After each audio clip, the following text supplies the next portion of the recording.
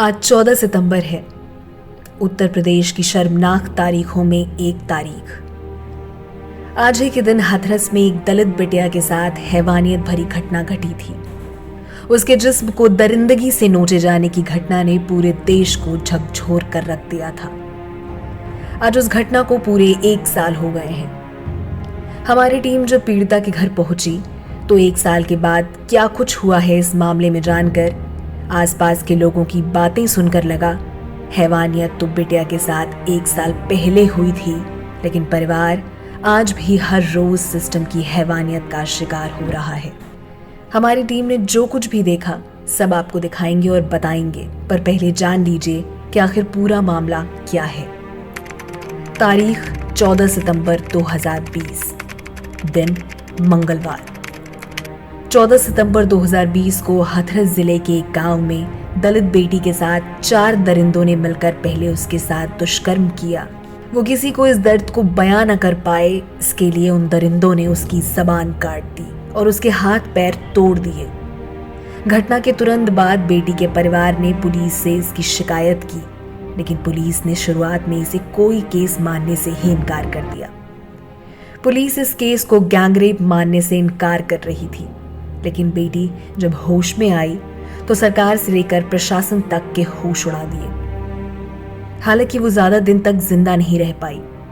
बेटी ने करीब 15 दिन बाद 19 सितंबर को दिल्ली के सफदरगंज अस्पताल में दम तोड़ दिया और वो दुनिया से हमेशा के लिए चली गई। और इसके बाद प्रशासन ने बिना परिवार वालों की इजाजत के उसे जबरदस्ती जला दिया। उनकी बेटी का अंतिम संस्कार कर दिया।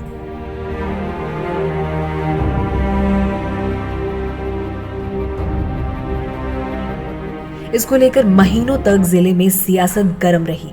कई विपक्षी दल के नेता परिजनों के आंसू पोंछने उसके घर तक गए, जिसके बाद सरकार ने पीड़िता के परिवार के आंसू पोंछने के लिए तमाम वादे किए, चाहे वो मुआवजा हो या परिवार के एक सदस्य को सरकारी नौकरी और एक मकान देने का वादा हो।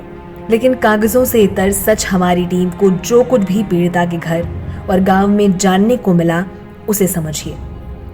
हमारी टीम पीड़िता के घर पहुंची, दरवाजे पर गाड़ी खड़ी की गई और जो सबसे पहले नजर आए वो थे सीआरपीएफ के जवान। 12 जवानों की ड्यूटी मृतक के घर के सामने लगी थी। थोड़ा और पूछा तो पता चला कि 2 शिफ्ट में 12-12 जवान ड्यूटी पर रहते हैं। उनके आराम के लिए वहीं पर तंबू तना हुआ है। हमने अंदर जाने की परमिशन मांगी, हमें रोक लिया गया। एक रजिस्टर था जिसमें सभी साथियों का नाम पता दर्ज कराया गया और फिर बाहर इंतजार करने को कहा गया। 1 घंटे के इंतजार करने के बाद हमारी एक साथी को अंदर जाने की इजाजत मिली। अंदर गए तो हर तरफ कैमरा था। कुल 8 कैमरे पीड़िता के दरवाजे के घर के अंदर तक लगे हुए थे। हमारी टीम पीड़िता के माँ, पिता और भाई से मिली।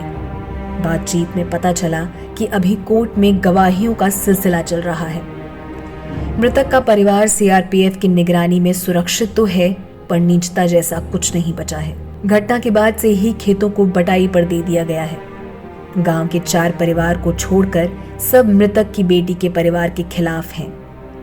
वो 4 परिवार जो खिलाफ नहीं हैं, वाल्मीकि समाज के हैं। बाकी पूरा गांव ब्राह्मणों और ठाकुरों का है। इन बिरादियों के तमाम बड़े नेता बिटिया की मौत के बाद से ही धमकी देने पर उतारू हैं। सीआरपीएफ हटते ही शायद बात जान पर बनाए। मुआवजे के रूप में अब तक 25 लाख रुपए मिले हैं, जो कि वादे से कहीं कम है। सरकारी नौकरी और आवास का कुछ अता पता नहीं है। बस परिवार इस बात से खुश है कि सीमा कुशवाहा जैसी वकील मृत बिटिया के लिए इंसाफ की जंग लड़ रही है। मृतका के भाई ने बताया कि विपक्ष के वकीलों ने सीमा कुशवाहा के साथ भी अभद्रता करने की कोशिश की। चेहरे उदास थे, परिवार मायूस। हर 5 मिनट में कोई न कोई सीआरपीएफ का जवान परिवार और हमारी टीम के आसपास से गुजरता था। एक कैमरा जो हमारी टीम जहां बैठी थी उसके ठीक ऊपर लगा था। उसके वहां होने की वजह समझ नहीं आई। हम परिवार से मिलकर घर के बाहर आ गए। चंद कदम दूर ही बलात्कार आरोपियों में से एक के पिता से हमारी टीम की मुलाकात हो गई। पर बच्चे के साथ रेप हुआ था और डेथ भी हो गई, तो वो उसके पीछे किसका हाथ था आपके हिसाब से? न बच्चे के संग कोई रेप भयो, हाँ। न कोई खेप भयो, हाँ। नेता ही न भैया ने मार दी है। किन्ने मार दिए? नेता ने भैया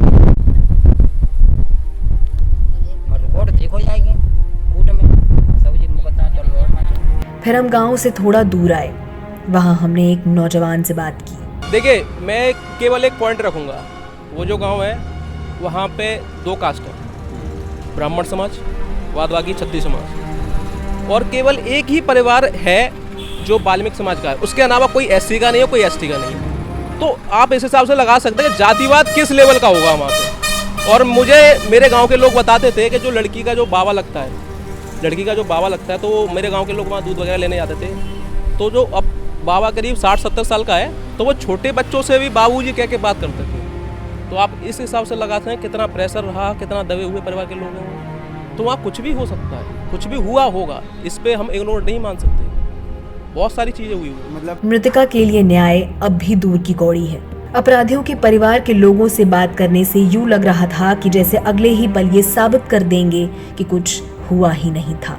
सरकारी सहायता किसी सरकारी दफ्तर की फाइलों में कैद दम तोड़ रही है। सत्ता में बैठे लोगों की आंखों से शर्म गायब है। मृतका के परिवार की आंखों में निराशा है। आरोपियों के परिवार आजाद घूम रहे हैं और जिस बेटी के साथ हैवानियत हुई उसका परिवार 4 दीवारों में कैद है। न्याय और बेहतर कल की उम्मीद में आंखें पथरा गई हैं। ठंडी आंखों में फिर आजाद घूमने की तमन्ना धीरे से फिसल जाती है। 2 जवान भाई अब कोर्ट का चक्कर लगाते लगाते हार रहे हैं। तमाम नेता जो कभी आए थे अब पटल से गायब हैं। बस एक आखिरी उम्मीद पर मृतका का परिवार 4 दीवारों में बैठा है कि न्याय की कोई किरण किसी रोज तो जरूर नीम की पत्तियों से छनकर घर की 4 दीवारों को चूमेगी।